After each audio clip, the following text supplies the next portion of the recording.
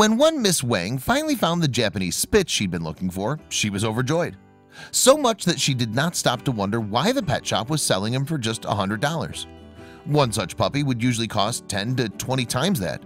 She gladly paid up, gathered her white ball of fur and puppy eyes, and took him home. Miss Wang adored her dog. She cared for him in every way she could. She made sure his long white fur was immaculately groomed and almost always spotless.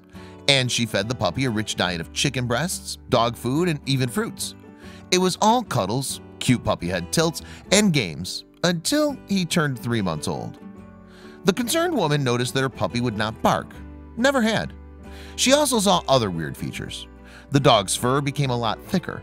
His muzzle became too pointed and his tail too long. He also wouldn't take another bite of the dog food.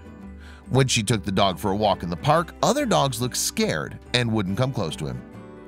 At some point, another dog owner approached her and said that the dog looked a lot like a fox.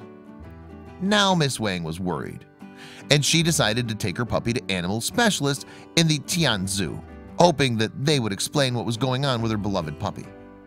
Much to her disappointment, they confirmed that what she thought was a Japanese Spitz was actually a fox.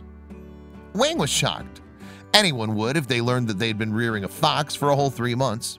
It now made sense why the puppy had been so cheap.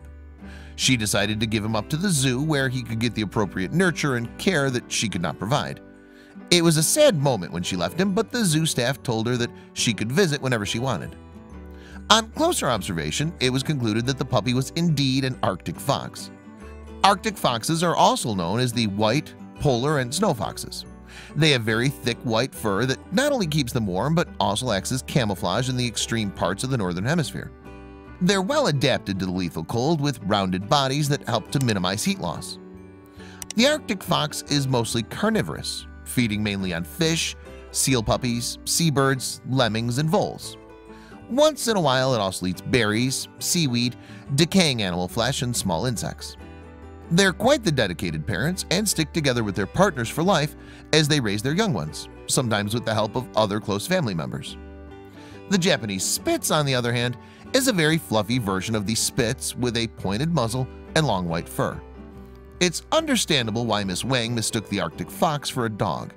It's almost impossible to tell the difference when the two young ones are put together. As they grow into adult age, however, one can clearly distinguish them. The fox's muzzle will become more pointed, while that of the dog will maintain its size. The dog's tail is usually curled, while that of the fox is straight and will grow longer with age. Miss Wang will probably think twice the next time such a deal is too good.